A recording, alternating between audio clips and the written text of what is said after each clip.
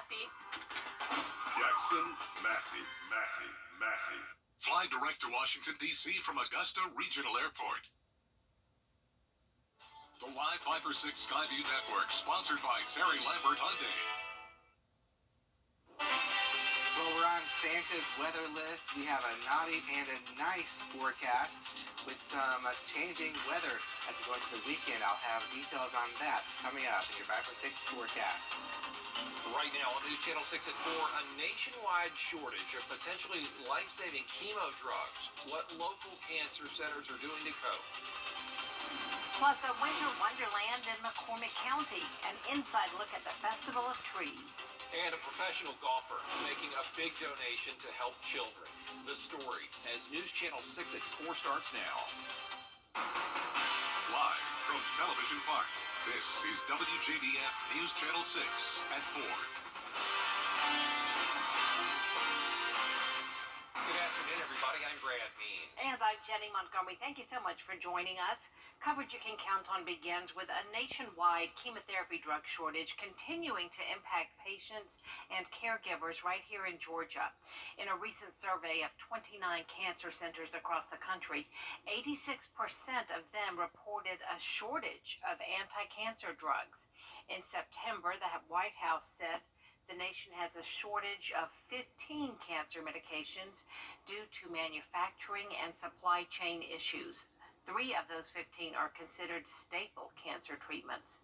Georgia Congress members recently sent a letter to the FDA wondering what's being done about the shortage and how it will be better handled in the future. Different kinds of cancer require different treatment regimens, require different combinations of chemotherapy drugs. We want to make sure that any cancer patient in Georgia doesn't have to wait for treatment, because time is of the essence when it comes to treating cancer. Coming up on News Channel 6 at 5, we'll hear from local cancer treatment centers about how the shortage is affecting them. The search for a missing mother in Aiken County continues. 30-year-old Jamila Smith hasn't been seen since Saturday when she was with her ex-boyfriend Daniel Harmon. She called 911 that night, screaming. Then the phone went dead. Harmon is in jail on kidnapping and domestic violence charges, but they're still looking for Jamila. If you know where she is or if you can help, please call law enforcement. It is time now for our first check of the weather. A big donation for the Children's Hospital of Georgia coming from a professional golfer who calls Augusta home.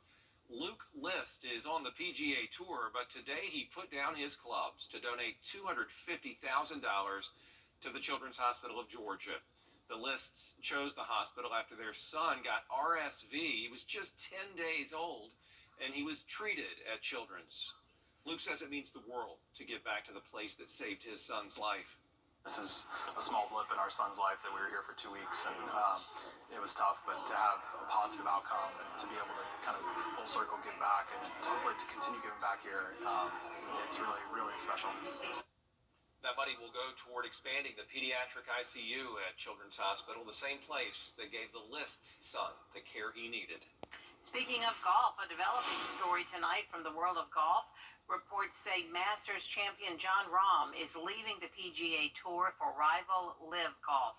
The deal is expected to bring Rahm between $300 to $600 million. Rahm would be the biggest catch yet by Live Golf, a 2-time major champion. The PGA Tour and Live are trying to finalize an agreement for a new commercial deal that also includes the European Tour. His signing with Live would give the rival league 2 of the major champions this year. The Best in Business were celebrated today in Augusta, sponsored by the Chamber of Commerce and South State Bank.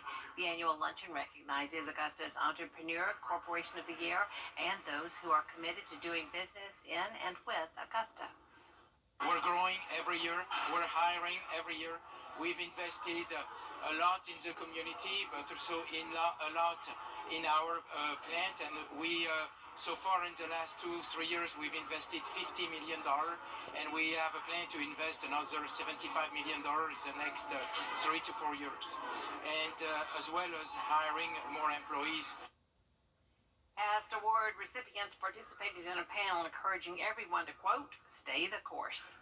Coming up, the Carolina Panthers making a big move for next season. After 3 decades, the team will not return to Spartanburg for the 2024 summer training camp. We'll have reaction from Sparkle City after the break.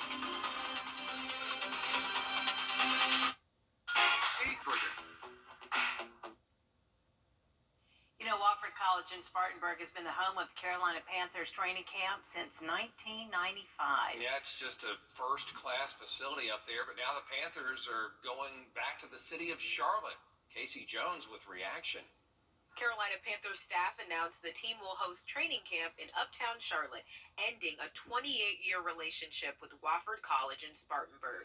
Panthers fan David Reese lives directly across the street from the practice field. I welcome it here. I love seeing what's going on. I think they'll get good crowds and things like that at the practices if they can accommodate it. Other than that, it's, change is always certain, and sometimes it's good. At the beginning of this season, only 6 teams in the NFL, including the Panthers, hosted training camp away from the team's facilities, a move that helps streamline football operations. It's awesome. This is where the whole fan base is in Charlotte, predominantly right outside the stadium. I think it's just going to create a lot more hype and energy for the team. That way people are focused more in on it in the summer months coming into the regular season. Clutch Kitchen is steps away from the practice field. You can see the dome from their door. I think it'll be awesome for our business. The more Panthers fans we have, the better our business is. This season hasn't been our best, but we're hoping in the future for better seasons.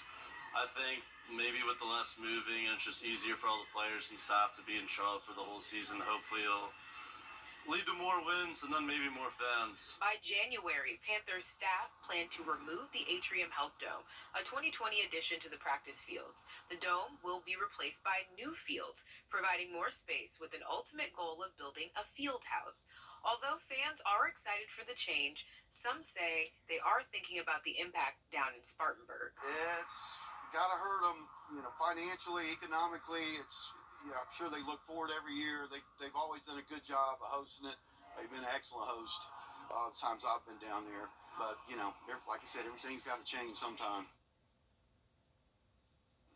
The team is going to donate the dome, apparently. Those plans are still in the works, and they're also talking about how to accommodate fans for their new training camp. And everything will be ironed out by next summer when the Panthers have their first camp in Charlotte.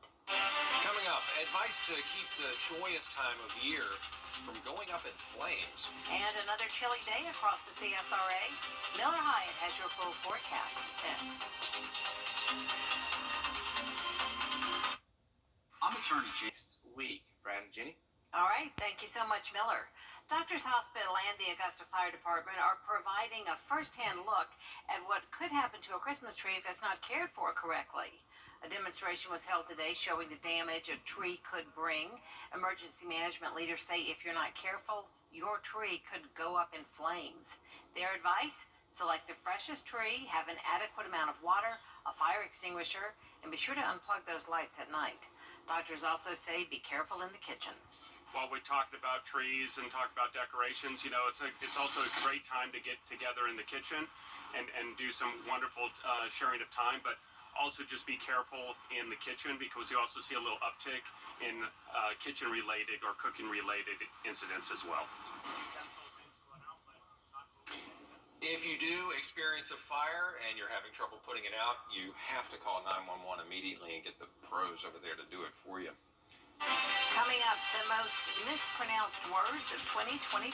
Yeah, even though you hear these words, these names all the time, we will sound it all out for you as News Channel 6 at 4 continues.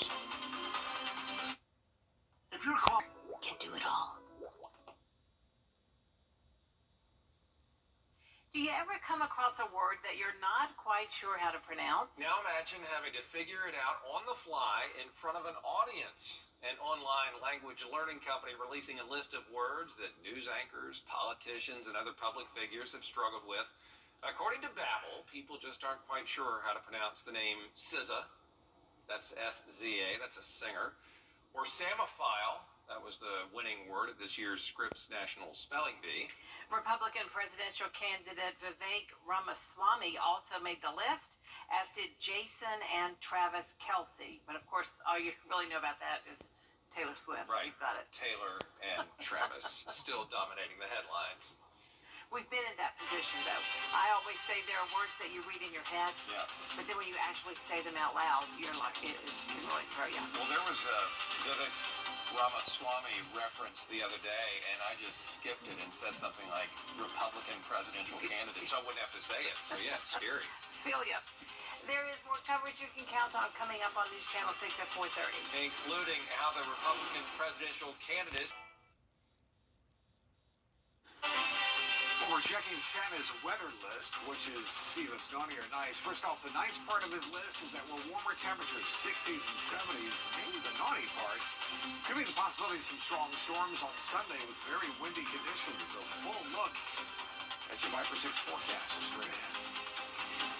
Right now on News Channel 6 at 6, a shortage of chemo drugs in the U.S. How local doctors are dealing with the issue.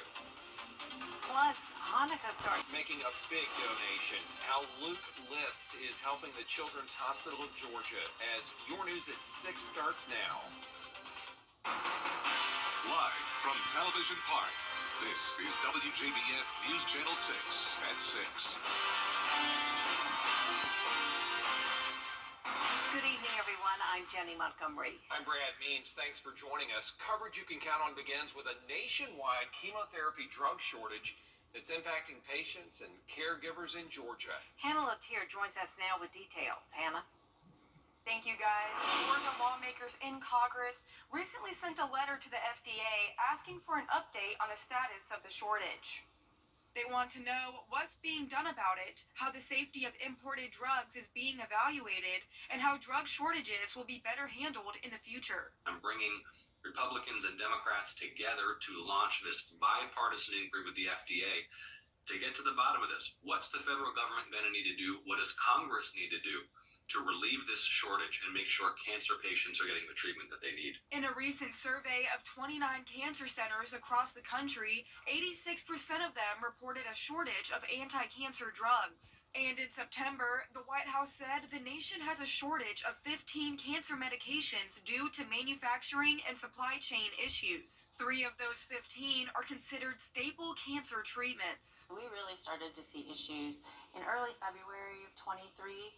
There were some concerns with some of the manufacturers for some of the agents like carboplatin and cisplatin, and so we started to see a shortage. And so that's certainly concerning when you're dealing with, in some cases, life and death treatments. Luckily, Dr. Blanchard tells me the problem has gotten better and crisis was avoided by using a wholesaler. They worked hard to make sure that we can get what we need. Now, of course, we're a little bit smaller volume than maybe some of your bigger oncology centers, but knock on wood, we've been lucky. Senator Ossoff says the main things to worry about are sufficient supply and safe supply. This really matters. This is like up there with public safety. Is my family safe? Every family asks that question. Every family also asks, if, God forbid, I should get sick, will there be the medicine that I need to get treated, to get better, so that I can be there for my loved ones? Representatives I spoke to say as soon as they receive a response from the FDA, they will share it with us and work on taking steps to resolve the issue. Brad? Hannah, thanks. A second suspect in jail after a murder in Augusta. Here's what we know so far. Today, 20-year-old Anthony Williams was charged with murder in the death of Myron Garrett. Garrett was found dead on Verdery Street last month. Now, 30-year-old Shakichia Jackson was arrested and charged with murder on the day of that shooting. The search for a missing mother in Aiken County continues. 30-year-old Jamila Smith was last seen Saturday with her ex-boyfriend, Daniel Harmon. That night, she called 911 screaming, and then the phone went dead. Harmon is in jail on kidnapping and domestic violence charges. If you know anything about where Jamila may be, call 911. It is time now for our first check of our weather. Here's Chief Meteorologist Tim Miller. Guys, we'll take a look. The Best in Business celebrated today in Augusta. Sponsored by the Chamber of Commerce and South State Bank, the annual luncheon recognizes Augusta's Entrepreneur and Corporation of the Year, as well as those who are committed to doing business in and with Augusta. We're growing every year. We're hiring every year.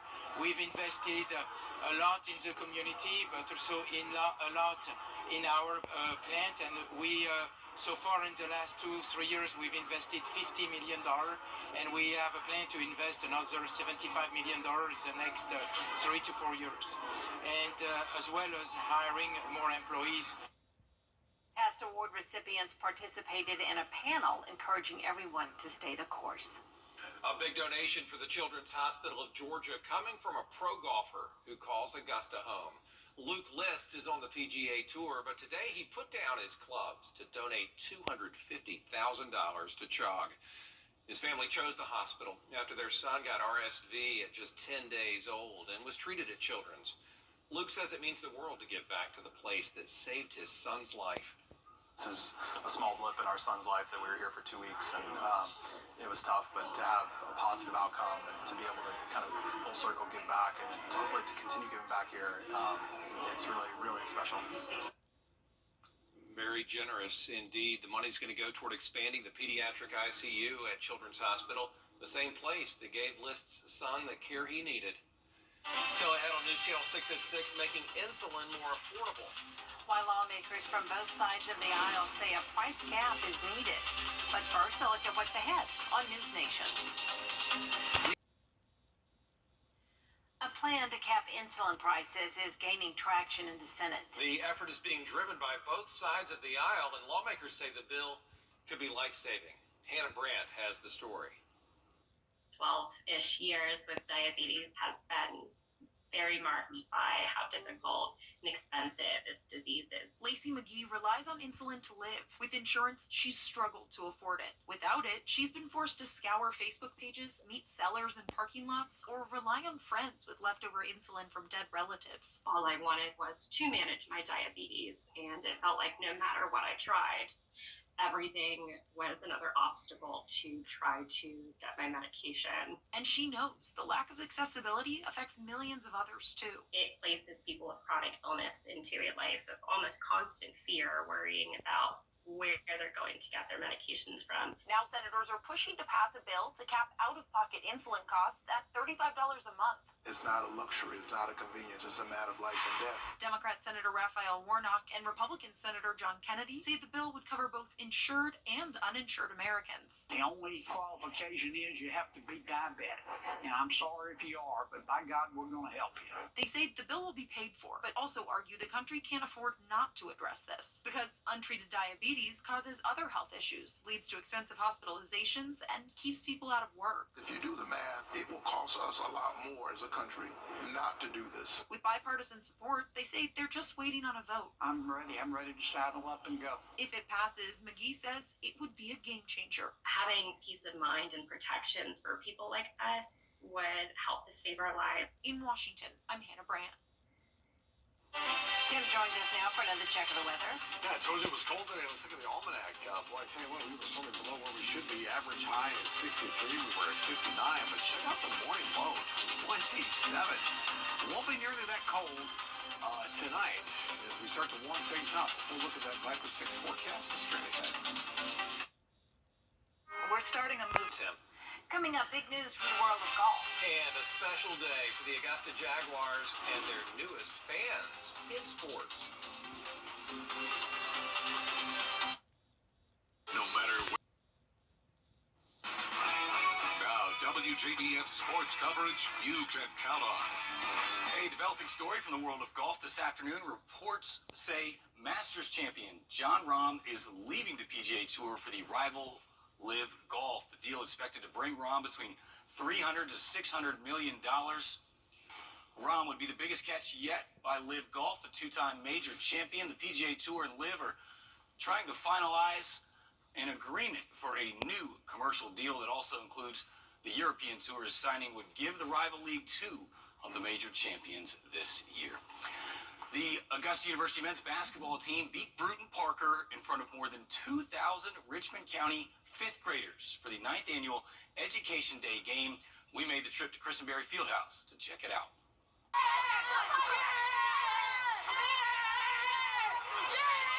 It's all about engagement, making sure the students have a great experience, making sure they have a good representation of Augusta University here today for them. It was just a great day overall. A day that takes lots of planning between the university and the school system. We have a wonderful transportation department. All of our teachers, our administrators, they all come together. We have a huge meeting to organize and orchestrate this event. That always turns out to be very nice. And it's about much more than just watching a basketball game. Well, the purpose of this event is Education Day. So to get the fifth graders to a college campus to see a college basketball game and just to enjoy the atmosphere, it's amazing. And perhaps recruiting some future Augusta Jaguars. Yeah, I mean, that's the plan. I mean, that's not why we do it, but certainly we have no problem showing off what we have to offer here at Augusta University. It's an unbelievable institution for everybody who's interested. Obviously, the local students, we love to share what we're all about, but I think the students walk away with a greater sense of who we are as a Jaguar and very impressed with Augusta University overall. During the game, there were prize giveaways, layup contests, trivia, and more. I think people forget how much our student athletes enjoy this as well.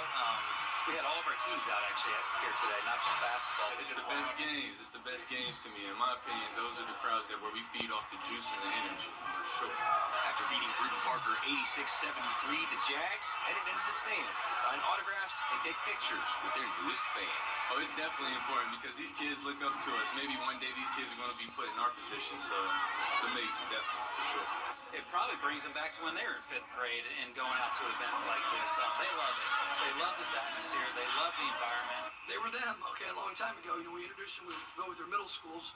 I don't know where Max went to middle school in Ireland, but no, it's good for them to get support. They're signing autographs, and you know, we got some more T-shirts here thrown out. So yeah, I've been doing the whole time. I think it's the best crowd we've had for this. Like I said, we look forward to building with Columbia County as well.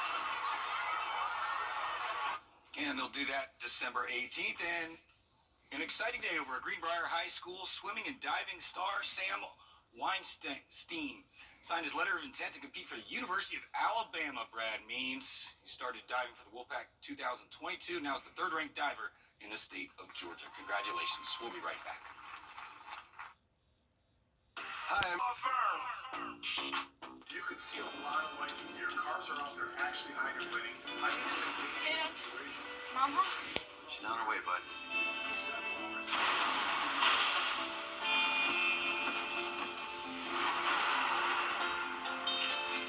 Hey, hon. Nasty out there. Glad you're home. Stay safe. I will. Tell them to save you some. When others head in, we head out. Dominion Energy. You can't always beg. Before we go, everybody, I have to give a shout out to Brad here. I know. Today, he got one of the biggest surprises of his career. Club presented him with the Andrew Award. It's for being an outstanding ambassador for the Exchange Club in our community and beyond. The club doesn't hand it out very often, but then again, men like you, Brad, do not come along very often. Wow. Congratulations on this well-deserved honor. And the best part, everybody, Brad's wife, Julie, and his son, Sam, were smuggled into the room just in time to see the presentation. I wish we could be looking at you right now, Brad. Yeah, There we go. It was a proud moment, no doubt, for your whole family. Completely humbling, and no, I can't. You know, you're making me feel like I did at lunch today when they surprised me with, thanks, Augusta Exchange Club. I love all of you all, and thank you, community, for letting me be a part of y'all. It's an honor. That is wonderful.